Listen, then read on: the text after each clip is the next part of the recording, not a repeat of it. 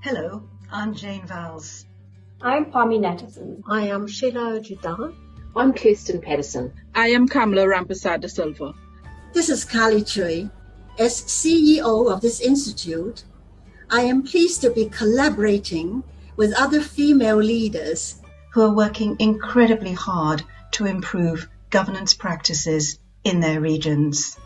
It is noteworthy that even as the challenges of COVID-19 are impacting our governance practices, in many boardrooms, women's voices are absent, silent, or go unheard. Yet, it is clear that the economic impact of COVID-19 is devastating. not only in terms of the estimated $90 trillion lost globally, But as we see happening in some countries, emotions are running high with respect to dealing with very fundamental decisions. like economic recovery, Reopening borders, Vaccinations, And freedom of choice. we cannot afford to lose out on the contribution women can make to solve some of these problems. We welcome you. as you join us in this 3-part series on women in governance to bring positive change. positive change. positive change. A change where we embrace all our voices so that we can all contribute effectively to making governance worldwide more effective, inclusive, And diverse. In other words, let's stop competing. And begin collaborating. Let's help solve many of these problems.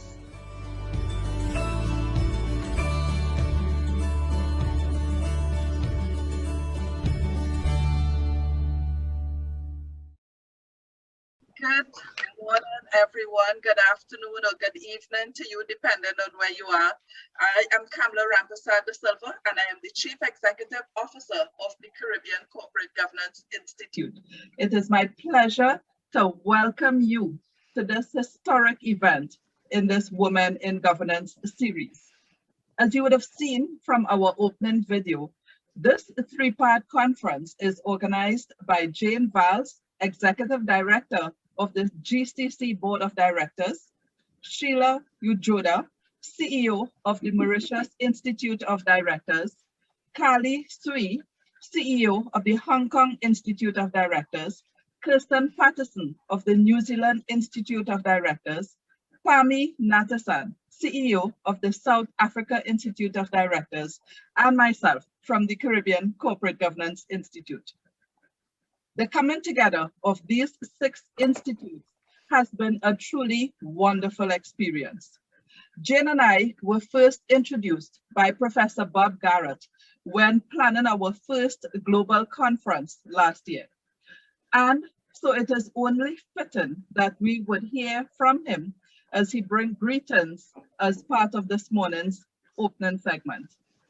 Jane's relationship with the female leaders was also instrumental in us coming together to discuss issues relating to women in governance. And I thank her sincerely for her leadership in helping to bring this to fruition. Our initial discussions were for a 1-day conference. However, as we worked out the challenges of the different time zones for our first meeting, it became clear that we will need to be creative. So we agreed to 3 segments of the conference, which is spread over a 3-week period to make the timing more friendly to participants. Today, as we launch the conference and host the opening segment, we are joined, we have registered over 500 participants from the different regions. The second segment continues next week and is hosted by the Gulf, South Africa, and Mauritius Institutes. The conference ends with the 3rd segment on August 11th and will be hosted by Hong Kong and the New Zealand Institutes. These 3 segments together comprise of a powerful group of speakers and panelists who will be bringing their experience and wisdom to the table so that we may all learn and grow. 2 generations ago, our grandmothers would have faced many challenges to be employed in the formal sector. A generation ago, our mothers would have been hard-pressed to get past the glass ceiling and may have been limited to lower-level positions.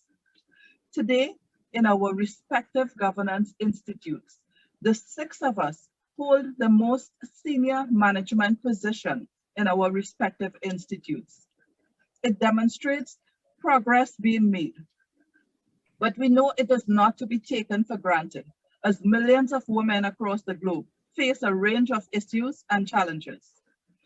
However, a word to note is that we are not looking to replace or displace men, but to help build a stakeholder economy where everyone can contribute effectively, allowing us all to grow more effectively. Over the next 3 weeks, we will be discussing 3 major themes. Corporate governance and why gender matters will be tackled today. Women on boards will be on August 5th, and governance policies that support women will be dealt with on August 11th. So I would like to go through briefly our agenda for today's segment. Following these opening remarks, I will invite our chairman from the Caribbean Corporate Governance Institute, Mr. Nigel Romano, to bring greetings. After him, we'll invite Professor Bob Garrett, who has really been a guiding light for these governance institutes, particularly us here at CCGI. So he will bring some greetings. And then we'll ask Pami from South Africa to introduce our opening keynote this morning, who is Philippa Foster Back, former director for the Center for Business Ethics in the UK. This would be followed by our first panel discussion with our chairman, Mr. Romano, serving as moderator. Our panelists this morning are Ms. Sharon Christopher, Mr. Robert Riley, and Mrs. Camille Facey, all representing the Caribbean region. We will then have a 15-minute break before going into our second segment, which will begin at 7:45. And we will then have our second key presenter, who will be introduced by one of our CCGI directors, Mrs. Faye Lopez Colimo. And our key speaker for the second segment is Mrs. Marlene Street Forrest, Managing Director of the Jamaica Stock Exchange. Following that, we would have the second panel discussion comprising of Catherine Kumar, Elizabeth Cox, and Ms. Connie Smith. After that, we will engage in a formal Q&A segment, allowing you to address your questions and concerns. And we bring today's session to a close with remarks from Jane Valls from the Gulf Institute. Now, as mentioned, we do have a formal Q&A segment, which is included in the last half hour. However, feel free to share your comments or questions in the chat feature during the entire session. As you would imagine, not all may be addressed, but we will certainly try to deal with as many as possible with the time allowed. A reminder to those of you who earn CPDs and PDUs as part of your ongoing certification, you may use these sessions to claim your points. A final point to note for our participants in the Caribbean region, the next 2 segments would be live at 3 a.m. our time, which may be difficult for many persons to join. So in response to a request from our members, we will be doing a rebroadcast of the 3 segments on Saturdays from 6 p.m. to 9 p.m. starting on Saturday, August 13th. So we are welcoming all of you to join us then again. Now, having shared all that, I wish to add that I really look forward to the many stimulating conversations which will follow. And now I would like to invite our chairman, Mr. Nigel Romano, to bring greetings on behalf of the Board of Directors of the Caribbean Corporate Governance Institute. Nigel? Thank you, Kamla. Good morning, good evening, good midday. This is indeed a global conference, and having spent some time in Hong Kong, I understand the difficulty of organizing a global conference of this magnitude, because I believe it's 8 p.m. or just after 8 p.m. or 10 p.m. in New Zealand at this time, if I recall correctly. But you guys have done a wonderful job bringing this together. And I just want to touch it off by saying, by going back to Drucker. Drucker said, strategy eats culture. I mean, culture eats strategy for breakfast. And for me, it eats strategy if strategy ignores culture. And a culture of inclusiveness and diversity is essential to effective execution of strategy. So to have the Gulf, Mauritius, New Zealand, Hong Kong, South Africa, and of course we have representation here today from London, is a tribute to what is possible. Women in the boardroom, women as CEOs is a result. It comes from a process, and the governance around that process is very important and very critical. So how do we nurture, how do we encourage girls, young women, and how do we support them as they move through their careers? This is part of the conversation I want to look forward to today and over the next few weeks. And I was doing some research last night, and I'm going to bring it up in the panel discussions. How do we measure how organizations are working towards this? So I'm really looking forward to some stimulating conversation, and I give it back to you, Kamna, so that we can kick it off. Thank you. Thank you very much, Nigel. And now I would like to invite Professor Bob Garrett to share a few minutes of greetings with us, and to really say that Professor Garrett has been someone who really encourages collaboration. So today's event with all of us from across the globe is really a testimony to the power of what he brings to the table. So Professor Garrett, it is with pleasure that I invite you to share the stage now. Well, thank you for those kind words. And maybe the first time I've been able to say, like Nigel, good morning, good afternoon, and good evening. So the opening of conference, wonderful, well done. In fact, I was just thinking as you were talking that if we could tap the energy of the institutes, the women in those institutes, together, we may have solved the world's energy problem, because I've never seen so much enthusiasm, energy exerted, and in countries that need all sorts of new types of power. So this may be another spin-off, but it could be an important addition to the world's health.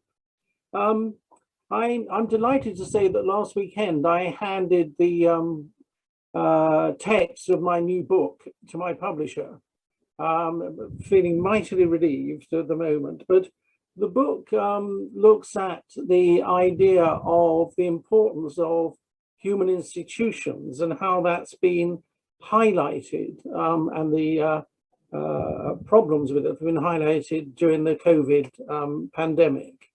And so I'm trying to see corporate governance as an absolutely key cement in holding human institutions together. And it doesn't matter whether they're public, private, charity, not-for-profit, mutuals, whatever, but that cement needs a lot of reinforcement at the moment. I say in passing, but this is a very sad comment, that one of our colleagues in South Africa, I talked with on Zoom over the weekend, and she is a great supporter of the whole notion of corporate governance, and has worked with Sally and me in some major corporations in South Africa, and along with Mervyn King. And I was horrified to find that she is, as a young woman High Court judge now in South Africa. She is under personal attack and threat of death from people who just want to destroy the institutions which have been set up so far. So this is a very, very serious thing we're talking about. It's not just, wouldn't it be nice if we could have nicer institutions, but actually this is a very deep issue we're dealing with here. And I'm still reeling from what she was telling me. But if we look at the book, what I'm arguing is that we need to be able to identify at least 4 levels of maturity in a board. And part of my research shows that well over 90% of boards don't even realize they are boards. And for the most part, if they do realize that, don't want anything to do with it. So sort of level 1 is the accidental board. Level 2 I'm looking at is the grudgingly compliant board. They do realize they have legal duties, but they don't like it, and they will do the least possible compliance to make that happen. Now, I think where we come in is level 3, when we're talking about learning boards, and boards are actually consciously setting out to develop themselves, their organizations.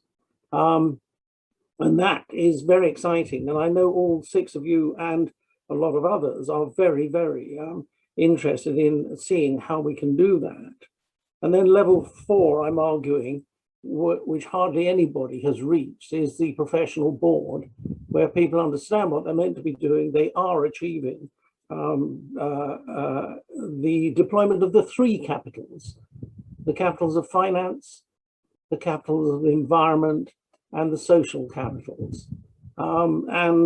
That's what Mervyn King talked to us about a few weeks ago. And I strongly recommend for anybody who hasn't seen that video to have a look at it. I think it's very important the way not only are we going to develop boards in future, but particularly the way we're going to report and audit boards in the future. So I'm very excited by all that. The title of the book comes from a woman in Shakespeare, Portia, in The Merchant of Venice, the lawyer.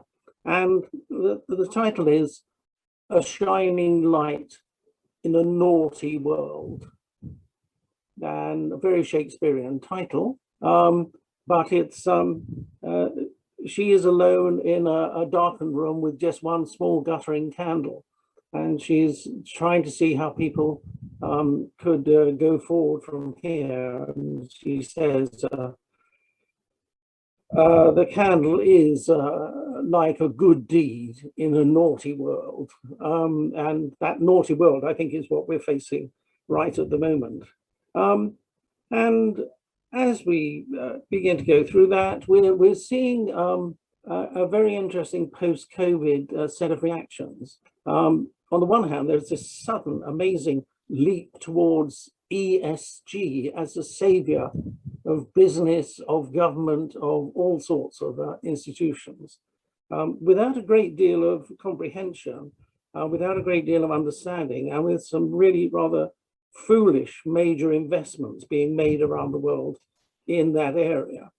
So I'm interested in EES plus G. So making sure that the entrepreneurial spirit is developed out of COVID, because I'm worried if that doesn't happen. Yes, environmental impact and the metrics of environmental impact being developed, and therefore being better able to assess the investments we're making in the environmental side.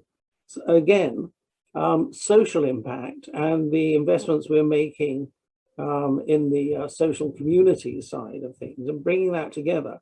And then the plus G is plus decent governance, the professionalization of boards. I'm not suggesting everybody should be certified. I'm not suggesting everybody should be chartered director.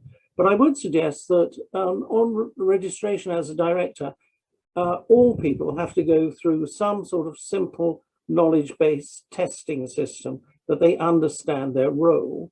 And at the other end of the scale, I'm suggesting that perhaps we will begin to see between 30 and 50% of boards having chartered directors on them within the next decade. So those are the sort of things I'm talking about at the moment.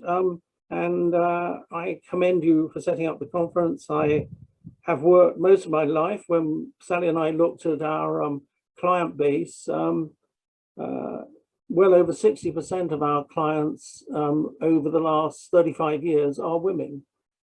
And so you're obviously having some impact. So good luck to you, and let the energy be released.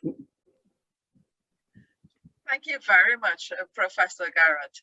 I will tell you, in working with these ladies from the various institutes, I really do feel as though we are a shining light.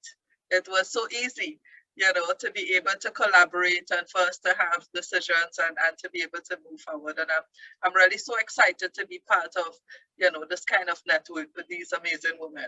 And I am also equally sure we would help make a difference in the boardroom.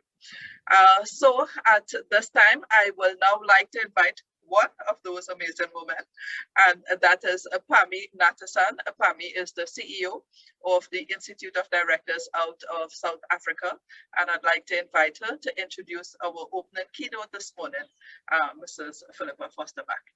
Pami? Thank you, Kamla, and hello to all of our guests from around the world who've joined us today. It gives me great pleasure to introduce our first keynote speaker for today. Philippa Foster Back began her career in corporate treasury and finance, working in banking, paper, and music sectors, prior to her appointment as director of the Institute of Business Ethics in 2001, from which she stepped down in April 2020. In that role, she ran the IBE, delivering with the team UK and international advisory work, research and publications, training and events, all with the purpose of raising awareness and sharing of best practice in business ethics in line with the IBE's charitable aim. In 2008, she was a member of the Wolf Committee looking at business practice at BAE Systems. And today she continues to speak widely on business ethics and corporate governance issues, encouraging high standards of business behavior based on ethical values. In June 2020, she was appointed as a director of the Financial Markets Standards Board, and other current appointments include being a member of the BEIS FRC Coalition Group looking at corporate governance in large unlisted companies, a member of the advisory board of the D Group, a member of the PRCA Global Ethics Council, a member of the Finance Leasing Association Stakeholder Advisory Panel, a director of Barrier Biotech Limited, and also the chairman of the UK Antarctic Place Names Committee. Welcome, Philippa, and I'll hand over to you. Hello to everybody, and thank you for this opportunity to speak to you today.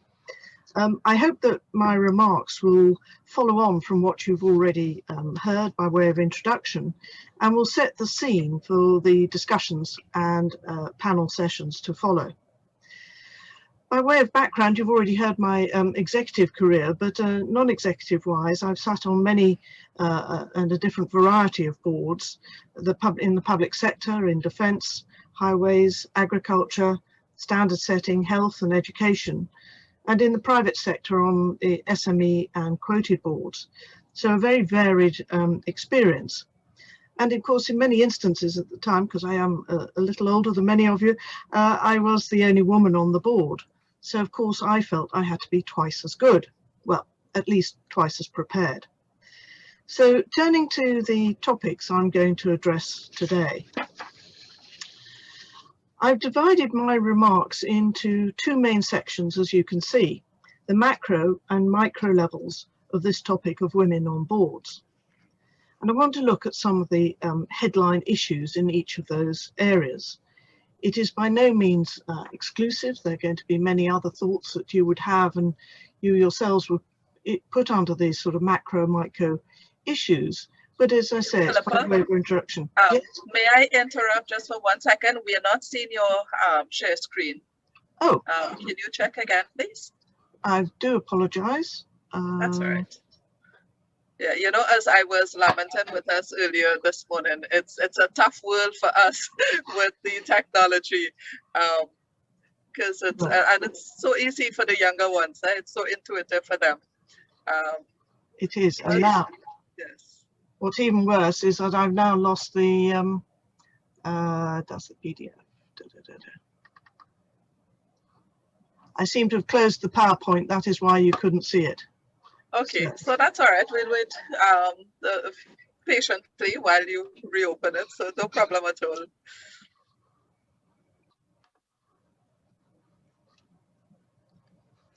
And for all of our participants who are in with us at the moment, I'm sure that they all equally understand and deal with the same challenges. You know, I realize even persons who are millennials sometimes have to turn to the Gen Zs because technology is changing so fast. And there we go. Yes, we are seeing your slides on now, Philippa. Good, right. Okay, so apologies for that. At least you could hear me, so I can skip forward to the topics. And as I was saying, you'll probably have your own list of macro and micro issues, but this is by way of setting the scene. So start with my introduction. I mean, well, what a year of change that we have seen. As has been remarked, the pandemic has certainly resulted in enormous disruption for every single business around the globe. As a consequence of COVID-19, boards have had to demonstrate agility and adaptability in order to survive. This dimension has supported the compelling reason, to my way of thinking and to all of us on this call today, for boards to address and embrace greater diversity of thought and life experience to deal with today's challenges. So looking first at those macro issues,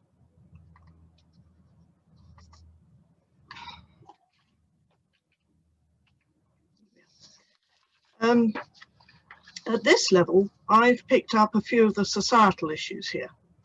The first, of course, is the most obvious in that the world's gender balance is approximately 50-50, yet women are widely underrepresented in many facets of life, not just in the corporate boardroom. However, and I admit to being a glass half full person, I have seen enormous changes during my lifetime and career as women have become more prominent, and I'm sure this progress will continue. But there's still some pockets of attitude that need to be addressed. And I sadly don't mean just by men, but also some women too. The reflection of stakeholders has been most obvious in consumer-facing businesses, such as fashion and food retail, where the customers tend to be mostly women, so one would expect gender balance on the board. But again, for instance, there are many professional women, such as engineers, and yet boards of engineering companies tend to be male-dominated. And indeed, some even fail to have engineers on their boards, but that's a different story. The role of corporate leadership in a societal context is to set an example and provide role models for tomorrow's leaders, which in the immediate term is to ensure there is a pipeline of female executives ready to join the boardroom. Again, a common failing in many companies. The second macro issue I identify is the business case. When looking at the issue of gender balance in the business case, it would seem to be a no-brainer, but it is helpful to be able to provide some evidence. A number of studies have looked at the issue. For instance, McKinsey's in 2007 reported on gender diversity as a positive corporate performance driver.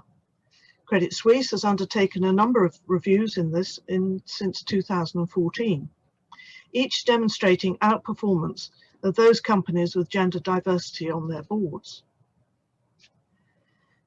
Gender boardroom issues really came to the fore in 2010 in the UK, when the Davies Review was first set up looking at women on boards.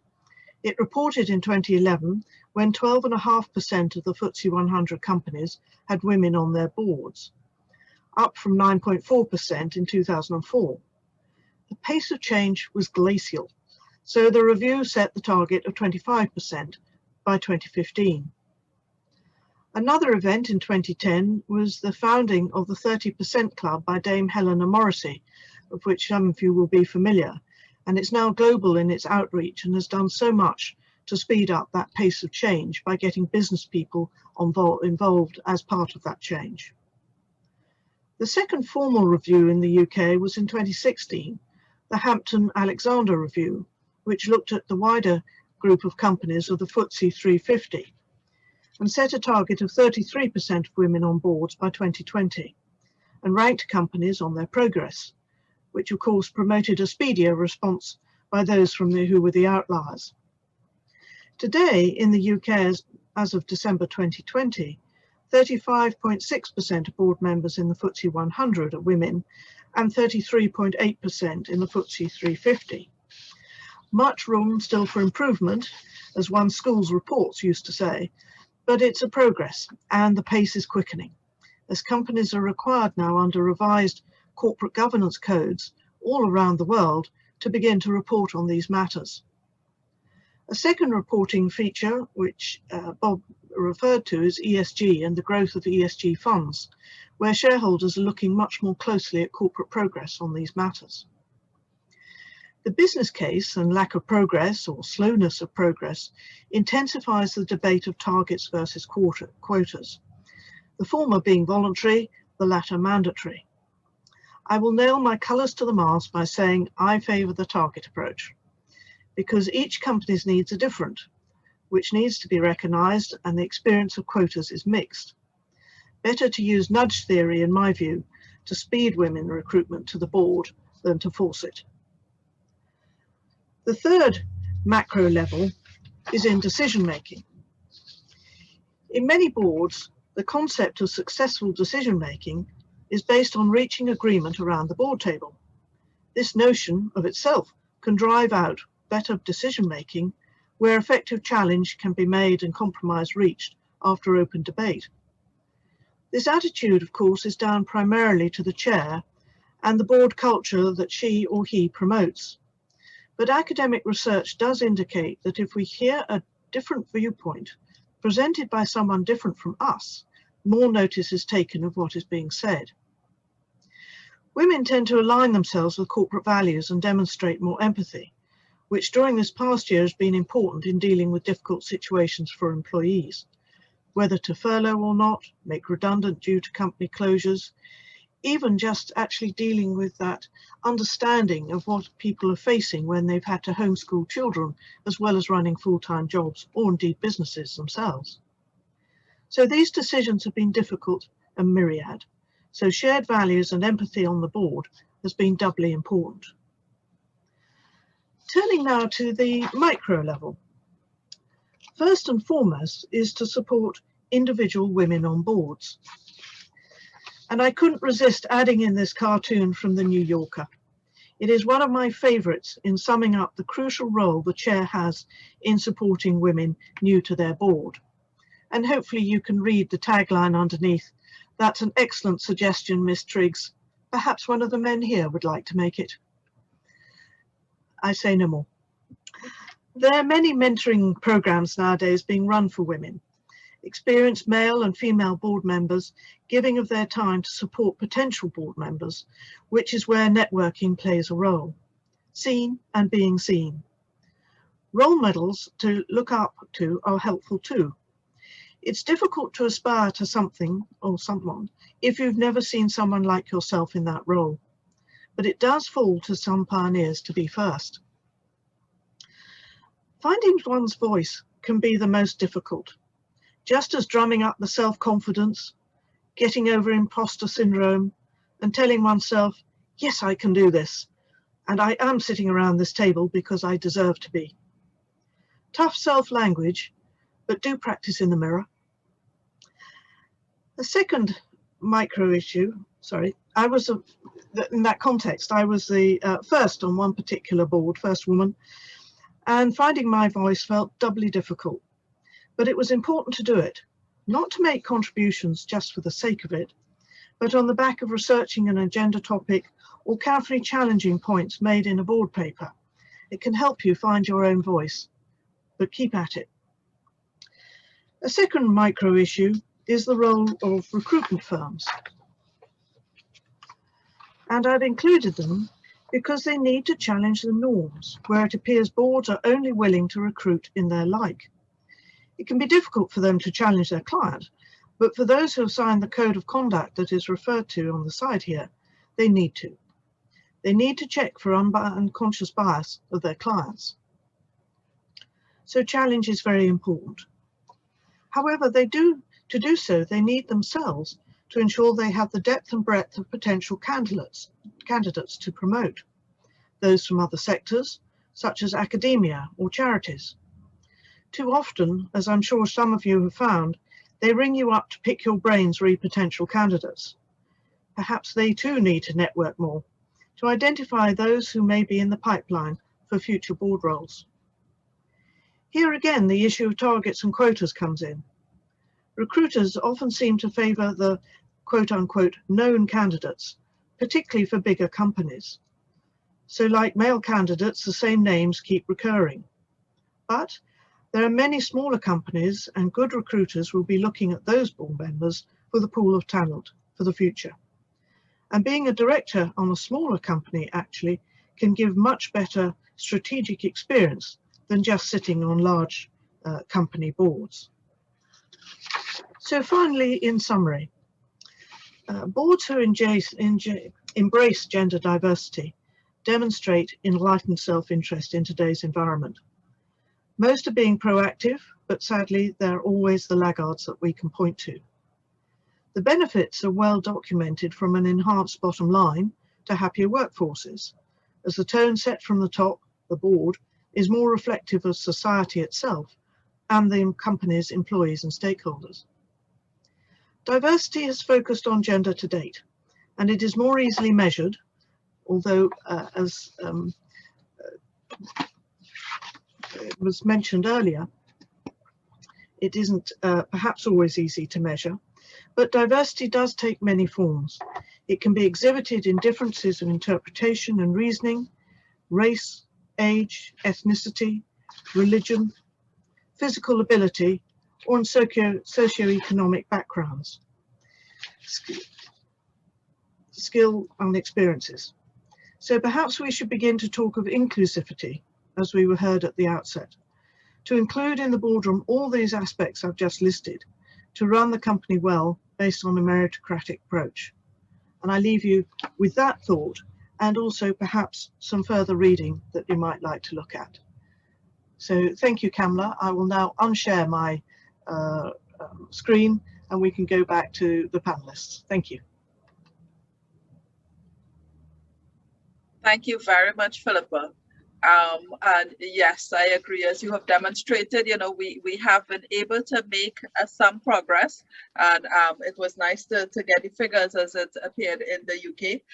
And totally, as you shared, you know, the women's voices add so much to the table, and definitely can open up the conversation to other forms of diversity so that we can become a lot more inclusive in other ways. So we will now take that to the panel, and I will hand over to our chairman, Mr. Nigel Romano, who will engage the panel with respect to their experiences and contribution. Nigel, I hand over to you. Thank you, Kamla, and thank you, Philippa, for opening the batting in a very significant way. I mean, for those of, most of us, I assume on the call, understand cricket, given the areas from which we come, South Africa, New Zealand, etc. On the panel, we have Sharon Christopher, Robert Riley for diversity, and Camille Facey. Sharon is the chair of the St. Augustine Campus Council for the 5-year period, November 16, 2018 to July 31st, 2023. She's an alumna at UWI and an attorney at law, leadership development coach and motivational speaker, and founder and CEO of Sharon Christopher and Associates, which coaches and provides services throughout the Caribbean and North America. Welcome, Sharon.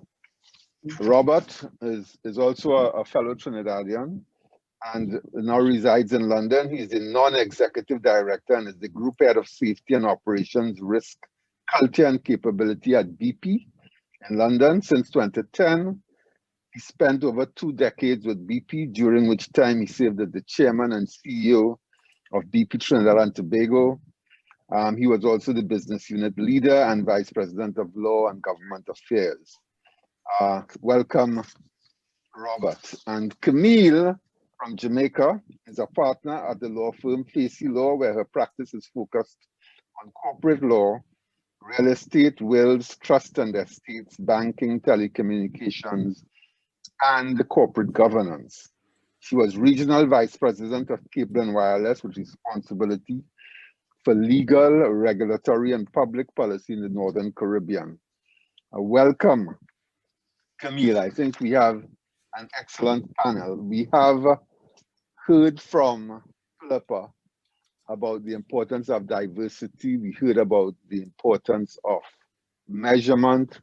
So I'll ask Sharon to kick us off and begin the conversation, and hopefully we'll get some really diverse perspectives. Sharon, good morning. Good morning. Very early morning here in Trinidad. Good afternoon and good night to other parts of the world. And thank you, Nigel. So, and thank you, Philippa. That was a very interesting introduction to the whole topic. I don't think that it can be denied at this stage by anyone that the importance of diversity, and not just gender diversity, but we're dealing with gender diversity, diversity on the boards. I just want to talk about something slightly different, and it's this. I have been, over the last few decades, on many boards, in many sectors, in many countries.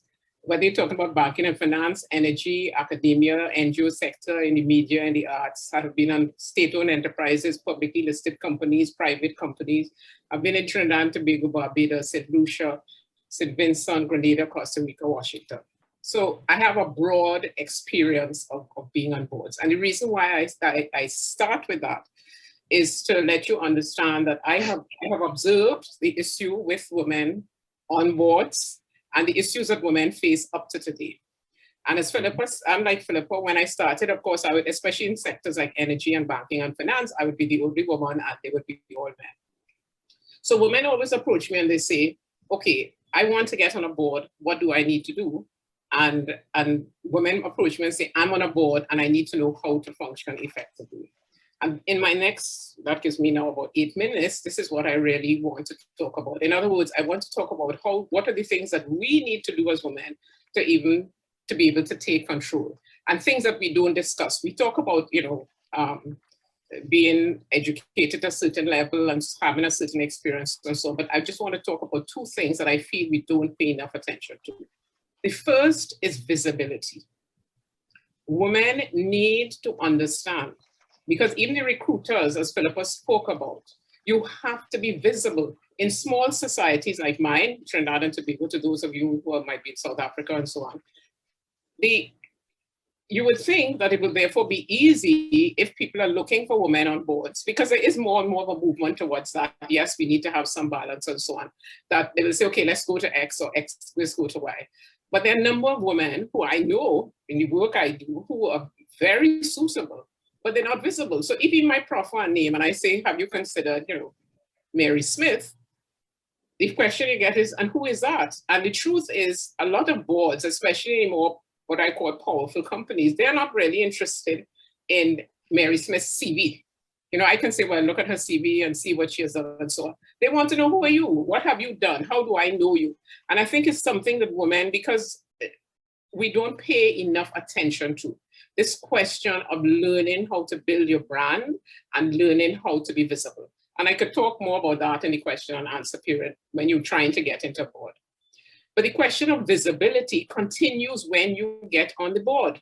Now, and I think Philippa touched on it too, you get into a boardroom and there are all these men sitting on the table, or if there are not a lot of men, if they have another woman, there's usually another very powerful woman, and you sort of like, oh gosh, this is the first time I'm here, especially if it's in an area that I'm not, I don't work in. So I might be in the manufacturing sector and all of a sudden I'm sitting on a board of banking and finance and I don't know anything. And women tend to take that on and feel, and that sort of brings them into sort of feeling less than as they get there and they feel uncertain and so on.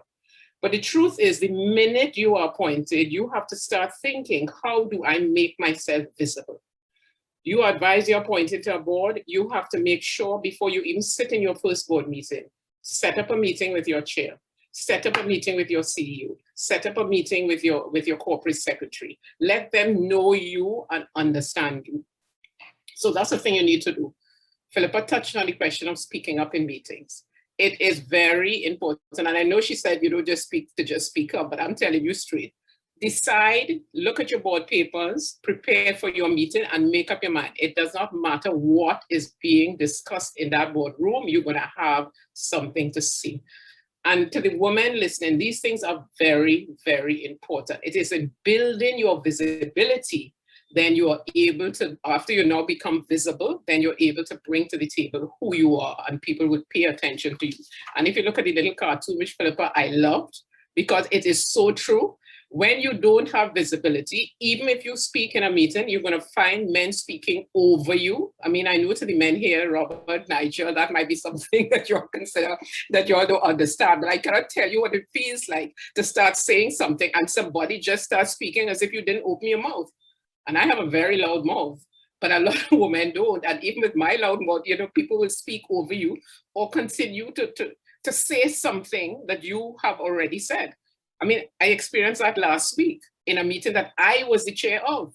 On a board, I am the chair of with you know, but we won't bother to go there because people might be listening. So that's the whole question about being visible. One other thing I want to say about being visible, you have to pay attention to where you sit in the boardroom.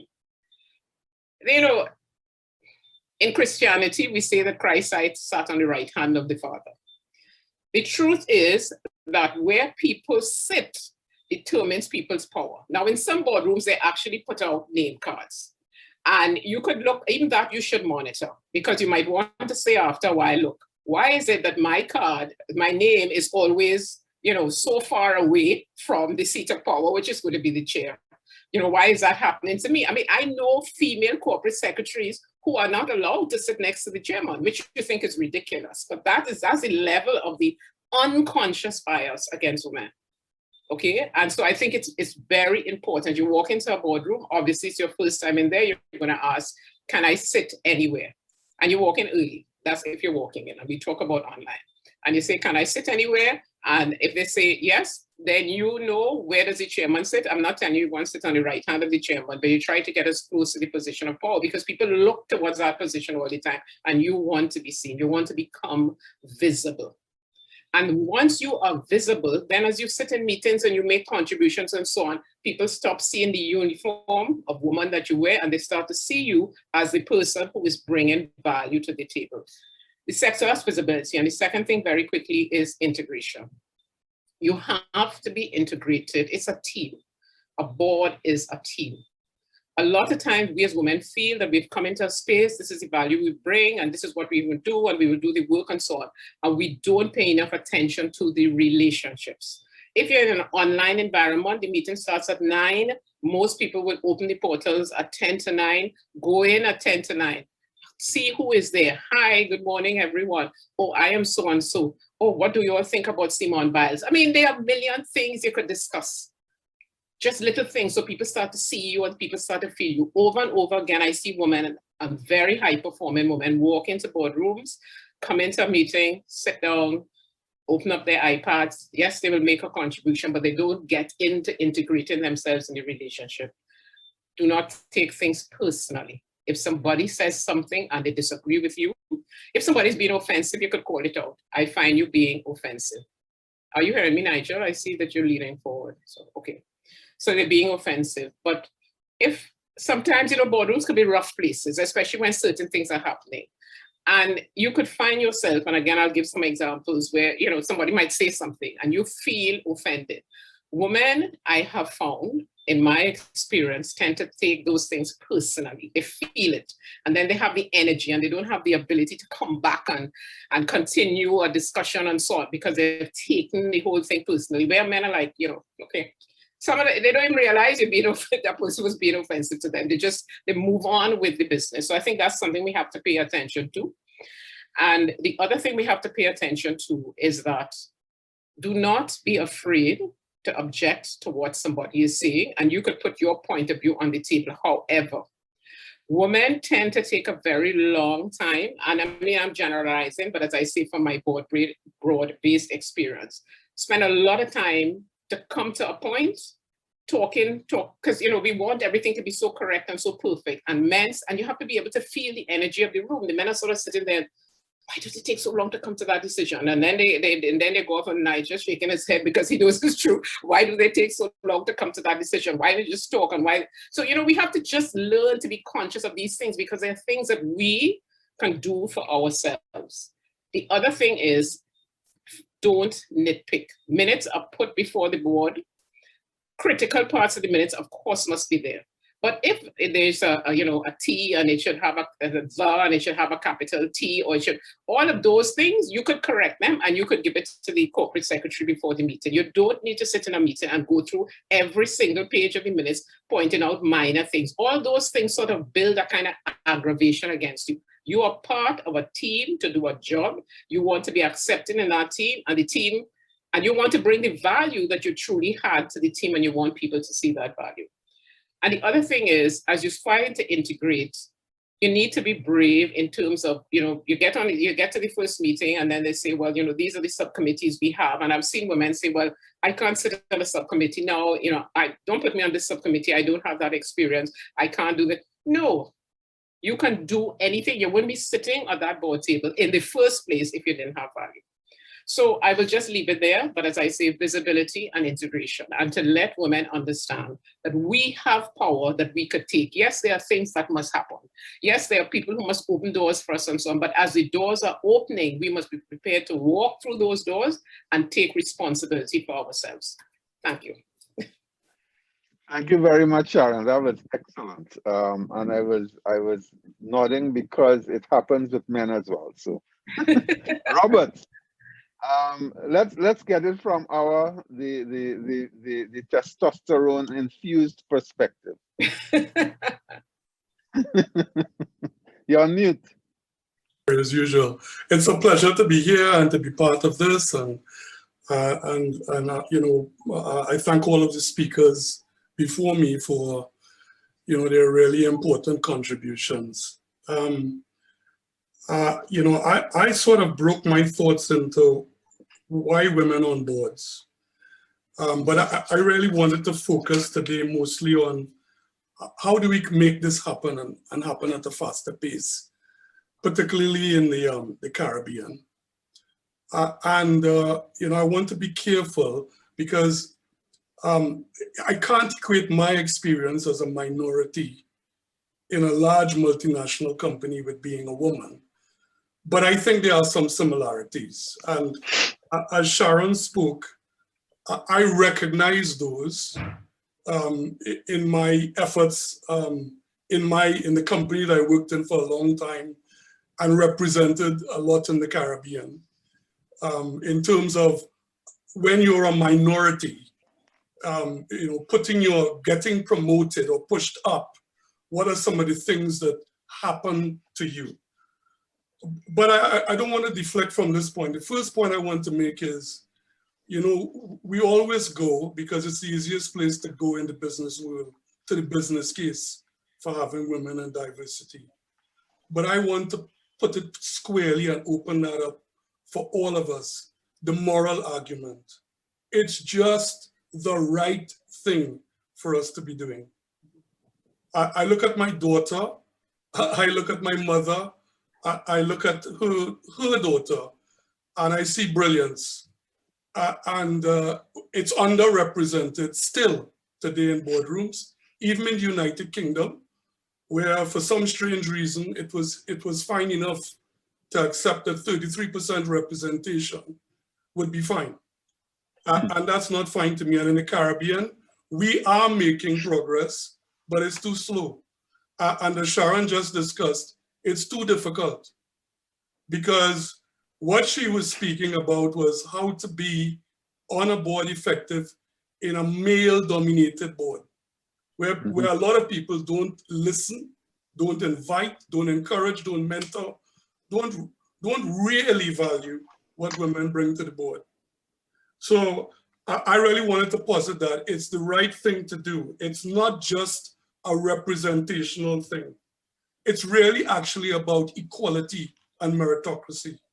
If we want modern meritocratic societies in the Caribbean, where we get the best from all the talent we have, and a lot of it migrates, so we often find that we're all struggling a bit for the talent, then this is important and an important conversation. So that's my first point. I also think that when we get women on boards, that's just the start. So this idea of what percentages of women are on boards is completely, to me, it's the easy way out, because there's a lot else that we have to talk about, and Sharon was really talking about it. The dynamics of boards. I sit on some boards where we do have women represented and are there, but I also interestingly listen to some of the executives of those companies and what they would prefer to see on the board, and it's not women, interestingly, or they have a difficulty with the women that we've got. The listening, the microaggression. I really want to talk about that, because that often makes it extremely difficult for women. It's sort of microaggression to me occurs a lot in the Caribbean when you talk about men being forthright and women being aggressive, or when you talk about women taking a long time to make their points.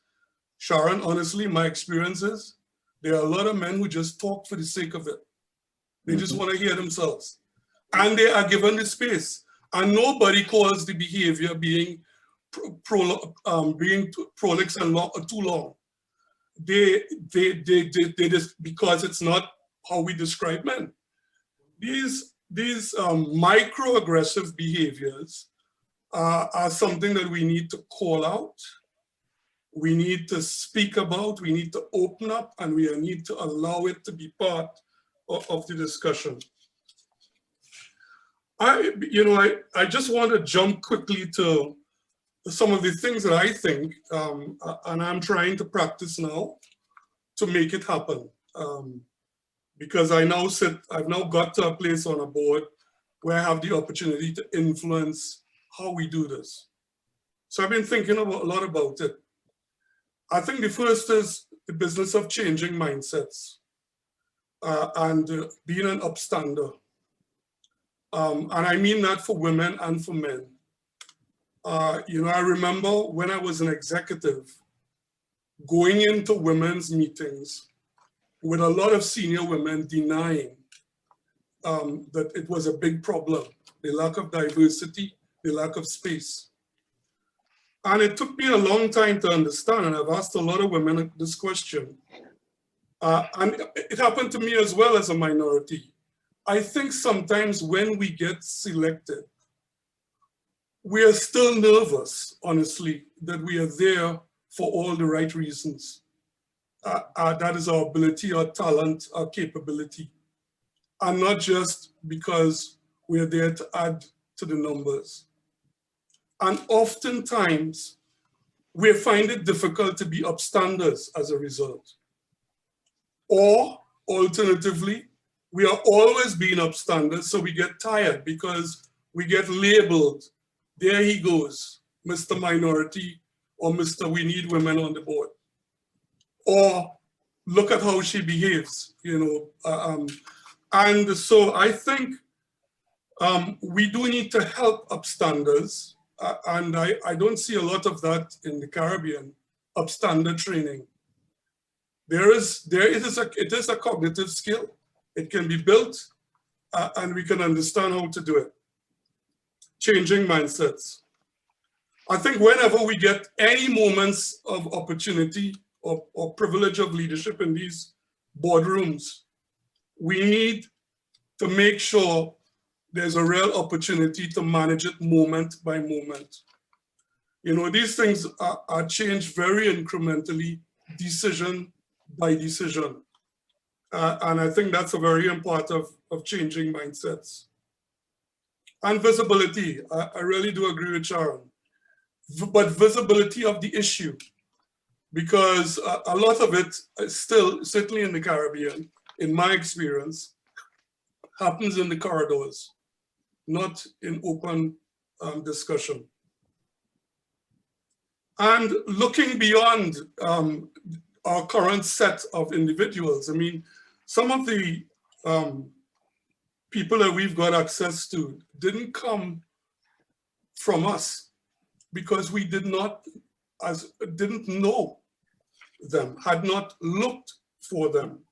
And so this business of expanding the criteria of the search, looking beyond the mere notion of experience to equivalent performance. A lot of people say, well, you know, they've not had P&L experience or CEO experience, or they haven't been a member of the C-suite of executives. So how can you bring them to a board? Well, in my experience, if you really understand what has been going on, they haven't been there because they were deselected. And so it's a matter of finding the networks and the channels to bring those to the fore. And then expanding the pipeline.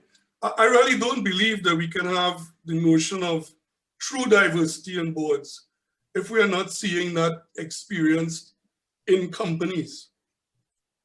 Because that's where the pipeline is. The pipeline, you know, is made or destroyed in the process from hiring. You know, the data is too limited in the Caribbean, a point that I really want to encourage everybody to take note of. But my experience at university was the classes were at least 50-50. But by the time you get to middle management, it's a lot less and it's even worse. Still, at the higher levels, there are some very special individuals, and they're being asked to do a lot more than we need to do. So there's something about driving the pipeline. And I know tone is set from above, and so it has to be pushed by the boards, but I think we can do a lot more to activate the diversity conversation and pipeline within organizations, because that's the future pipeline. And COVID-19, you know, this is really my experience, and I'm seeing it again here in the UK. When there is economic pressure and pressure on companies to perform and make hard choices, the people who tend to suffer most are the minorities and the lesser represented. And so this is a moment for us to have great vigilance, because I believe it's a moment where a lot of the progress we've made could be quickly at risk. And there's a lot of excuses that can be resurrected from the past that we thought were eliminated in the current environment, because you get away with the exigencies of the emergency and the choices that you have to make, the hard choices you have to make. So I think I probably have added enough. I had a few more things to say, but I'll find out maybe through questions or through, so I'll leave it there for now. I'm really here today to represent my daughter and my granddaughter to make sure that they have a space in the future. Thank you very much, Robert. Very good. The right thing to do. I like that. Camille, over to you, and give us the perspective from the Northern Caribbean. Good morning. I am delighted to be here. It's the first time I've been on a panel at 5 a.m. But after listening to my previous presenters and panelists, I am now wide awake. Sharon could have been talking about my life in the boardroom. That was brilliant. And Philippa as well, and Robert, they've brought such great perspectives. So I entered the boardroom at about age 22, and I will admit only to being there over 30 years. So I have been there a long time. And I too am very used to being the only woman in the boardroom. And Philippa, I will tell you from now that I am borrowing that car too. As Sharon said, there are so many times I would make a point and nobody would say anything. And then a gentleman would make a point and suddenly, what a great idea. And I was like, didn't I, at first you kind of like, didn't I just say that? I think I just said that. And then I got to the point where I then started to say, hello, I just said that, when you're younger and brash, because chairmen are so important. And luckily with my first board, I had a chairman who would say, yes, little one, and he would allow me to have my say. And so I learned very early to have my say. And if I did not think I was being heard, I would, gently mention that I don't think I'm being heard. Now, one of the things I would like to share with our participants is that there will always be differing personalities. And this is a wonderful thing because this brings the diversity of views, and this is what adds value to the organization. But always remember that as a board member, you have your fiduciary responsibilities. You have to ensure that you are putting the interests of that organization first, and you are bringing the best of yourself to that organization. So what that means is when you have a point and you don't make that point, you are not doing your job as a board member. And as has been alluded to, sometimes you make that point, but there is a level of disagreement. And I would want to echo what Sharon said. Don't take these issues personally, because what I have found in the boardroom is that there is a cut and a thrust, and it can become extremely aggressive. I have learned to give as good as I get, but I never take it personally. Enjoy it, have fun with it, but never allow yourself to be intimidated so that you do not get to make that valuable point. Don't worry that they're going to think you're aggressive. Yes, one of the last boards I served on, I was described as the woman, and that was by a wide cross-section of persons. Because very often my view would be different to the view of many of the men on the board. And it's so strange because we can't put people in boxes and say that's how we always are as men or as women. But I found that very often I was the one saying, no, we can't do it like that. This lacks transparency. And then you'd have the gentleman, haha, if it was a political board. No, because of the politics, we can't go do that. We can't go do that. And I'd be like, and why can't we do that?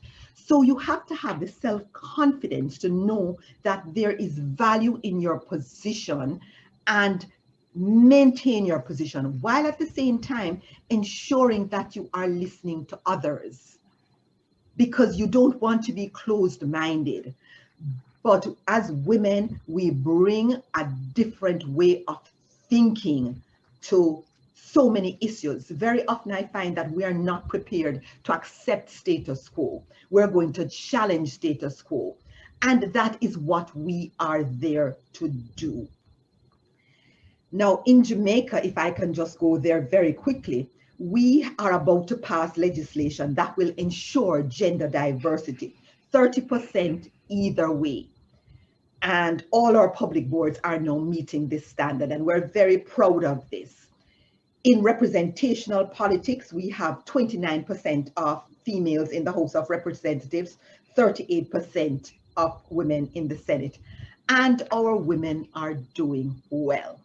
And when Sharon spoke about where you sit in the boardroom, I was so pleased at one of the boards I serve on, where I was again, one of a very vocal board member.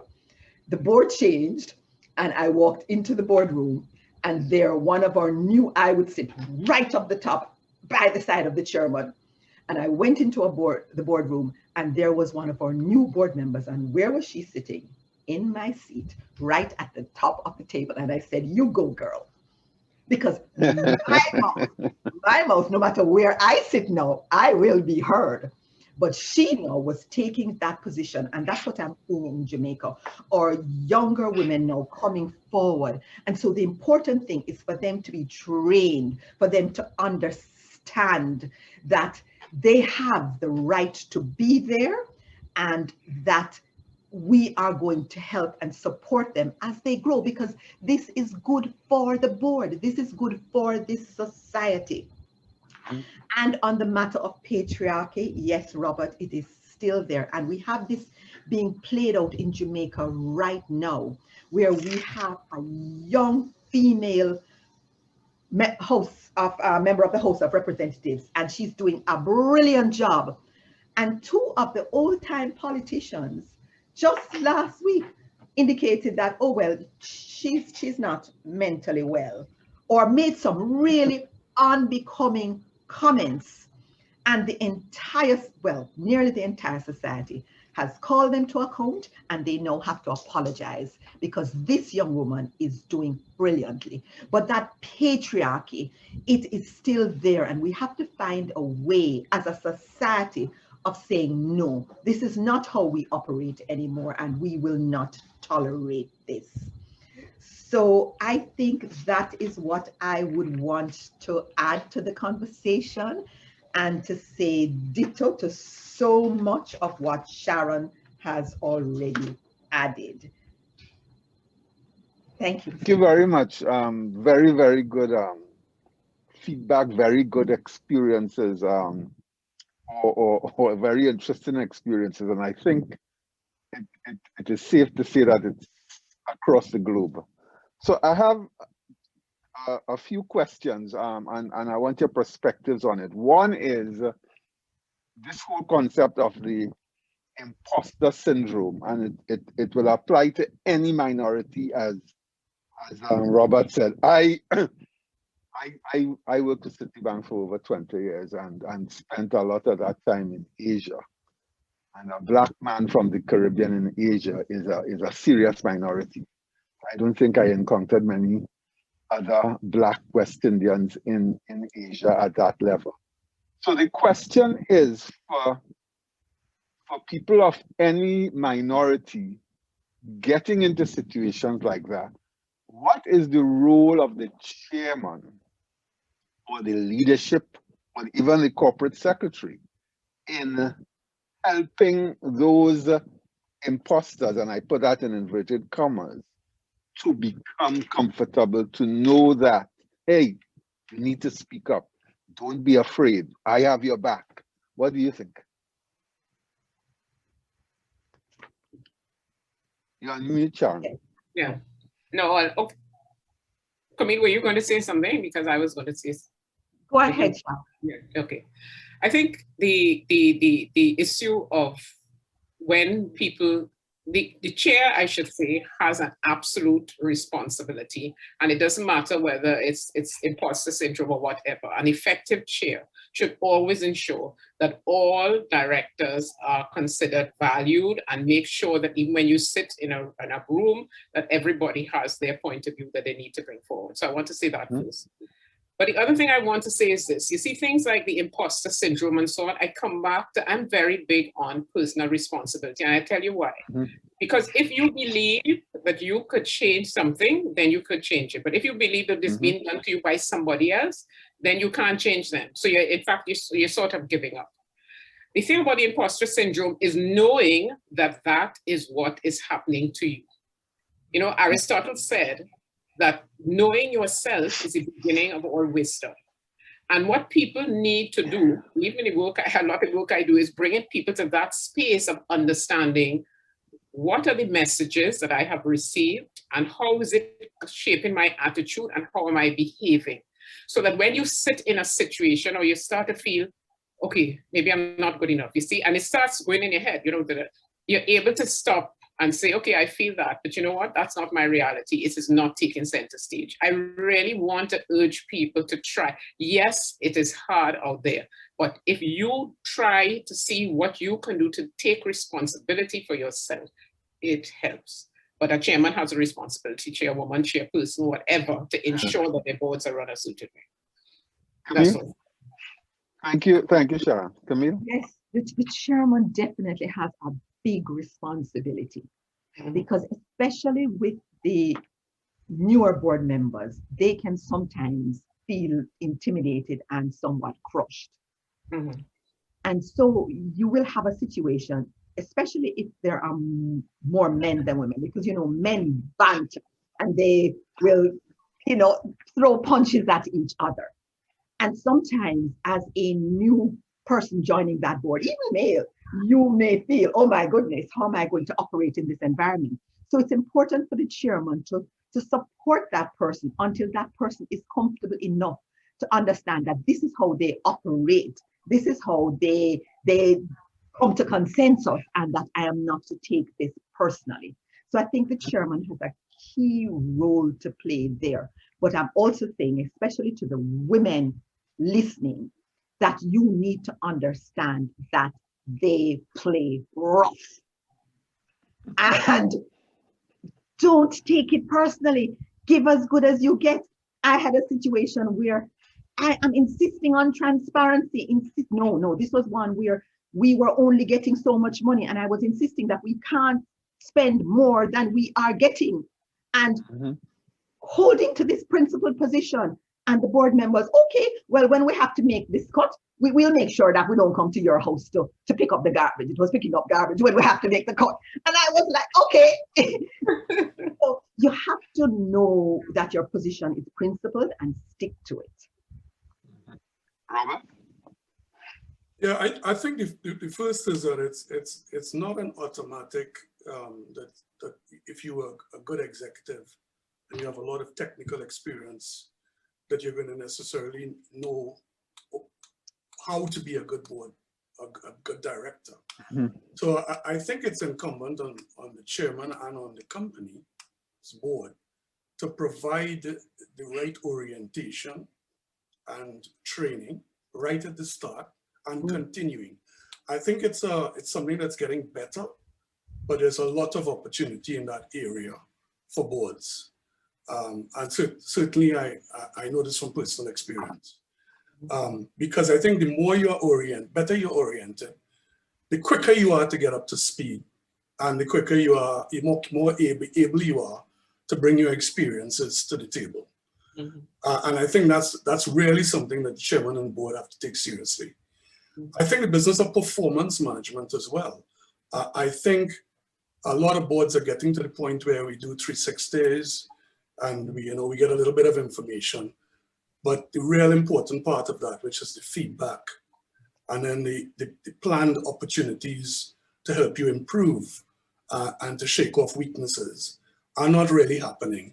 And it's everywhere. That's a big challenge, because those are called the so-called hard conversations in HR. And then I think that's what I add. I really do endorse the idea of personal responsibility and accountability. And when you're there to perform a role, even with a bad chairman, you have to find a way to do it or leave the board. Good point. So one of the questions was, what is the strategy? What strategy should be adopted to increase diversity? And in our case, we're talking specifically about gender diversity. So what measures should we be taking, whether it's in the Caribbean, in Hong Kong, in New Zealand, in South Africa, in the Gulf? What measures should we be taking to push and increase diversity on boards? Anyone can go first. Yes. You want to go ahead? I see you leaning. Go ahead. Yes. As you know, in Jamaica, we're now about to legislate it. So it has to be 30% either way, both even. But is this in the private sector as well? No, this is now, so this is public sector, right? So in the private sector now, the code or corporate governance code speaks to diversity, but there's nothing mandating private sector. And again, back to public sector, what is now being done is a database is being populated with persons who have been trained. And to Robert's point, the training is so critical. Persons who have been trained that the ministers of government can pull names from in order to populate boards. And so you will have both male and female there. Private sector, we are still working on some of the strategies, but we have our corporate governance index, which measures things like diversity on boards. And so this encourages private sector members to also look at this benchmark. And I think that's an important point. Yeah, an important point that Camille just made. I mean, I don't use the word shame, but sometimes you have to shame people into behaving a certain way. And the truth is that sometimes people don't even recognize, let's face it, everybody wants to be with the people they're comfortable with. That's a sort of human nature thing. We tend to have the same kind of friends and the same kind of this and so on. So people see the boardroom as that kind of thing, you know, the fellows all understand and the this and the that and the other. And so sometimes you have to have education, of course, where you have things like this, but importantly, educate women. Because what happens is that as women get into positions of power, they must understand they have to use that influence in order to open the doors for other people. So a few of my friends, we are very in Trinidad and Tobago for our external audience. We are women who have achieved and have sat on all the boards and so on. And so people come to us to ask us, well, you know, organization might say, could you suggest anybody, you know, to be a director? And at first we used to suggest anybody, male or female, from our own thing. We have now taken a decision, no, we will only suggest women. You know, because the truth is, as women get a seat on that table, they have to get that seat in order to pull out a chair for somebody else. And we as women need to be conscious of that, because on the one hand, we have seen even in the pandemic, women in leadership really lead a different way. So I think that on the one, that we have to just make sure that people become aware of the situation, and people become aware of the fact, women become aware of the fact that they can do something about it. I'll just say one thing. I was speaking to a woman in the United States a couple of years ago, and she's managing funds under management, pension plans under management, $9 billion US. And her position was, that's what she has. And her position was she's not hiring any fund manager unless they can show her a board that has women on it. Because the research has shown that boards that are gender diverse perform better. So as far as she was concerned, that's the argument. And she would just say to her, you know, to her people, to her executives, I'm not putting any of my money with you. These are the kinds of things we have to be conscious of, and the things that we have to consciously do. Thank you. Robert? I really do like the idea of league tables. You know, Sharon called it shaming, but I think it's time that we take the opportunity to develop. You know, we have enough. Institutions like yours, Nigel and Kamla, can actually, the data I think is there and obviously available. But it'd be good to see a league table of company X to Y functioning in Trinidad and how they do in terms of representation on their boards. You know, I think the business of gender pay gaps, and I continue to harbor that I think it's not just good enough that this is happening at boards, because I do worry, particularly post-pandemic, about what's going to happen to the pipeline. So I think that's I really do that. Mentorship. I think forming allies. You know, I have to admit that being a sort of retired energy sector senior, we have things like a WhatsApp group amongst the senior, and it's guys, I'm sorry, but we all experience the same thing, and we see the world in a certain way, and so we often share, you know, comments together. That's what I call allies. I think it's it sort of almost comes naturally to men, even before meetings. My experience is it doesn't come so to women. And so I think there's some deliberate strategies at the board table that could be done through mentorship, through bringing buddy systems, things that we used in the working environment to enhance the ease at which you get the best. At the end of the day, when you bring this team together, you really want the best out of it, because it's a hard world. It's a difficult world to navigate. And if we truly believe what we are saying, that this will really bring particularly long-term performance to the business, then I think we have to pull out the stops, more stops to do it than we are doing at the moment. Thank you very much. Philippa, we'd like your perspective. You have heard the conversation, you have heard the discussion. As we wrap up, what are your thoughts? Thank you very much, Nigel. I'm off mute, I think. Can you hear me?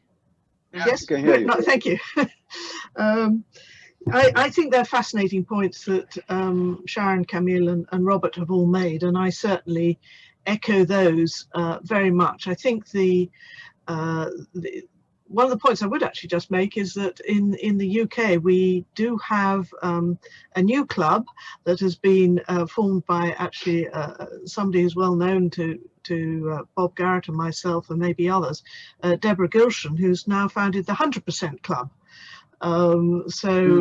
That's going for it, and I think the point made that where you are setting targets, you've got to be imaginative and stretch.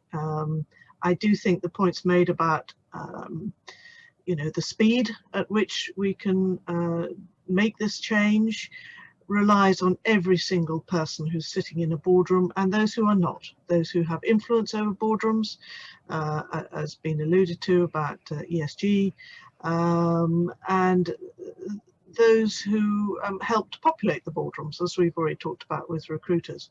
I think it's absolutely important and responsible attitude that we should all have as individuals to help promote this and to actually make the change. We've been talking about it for years. It's slow, it's glacial. That's where my Antarctic issues come in. It's glacial. I want to see it happen more. I don't want to end up in my bath chair still talking about these topics. Let's make that change. It can be done. It just takes the will to do it. And as Robert says, there is a moral imperative to do it. So let's do it. Thank you very much. I think this is the start of the move. So I want to thank the panelists, Sharon, Robert, Camille. I also want to thank Philippa for a very, very powerful start to the conference. And I'll take it back to Kamla. I think we have a 15-minute or maybe less than that, a 10-minute break before we go into the next session.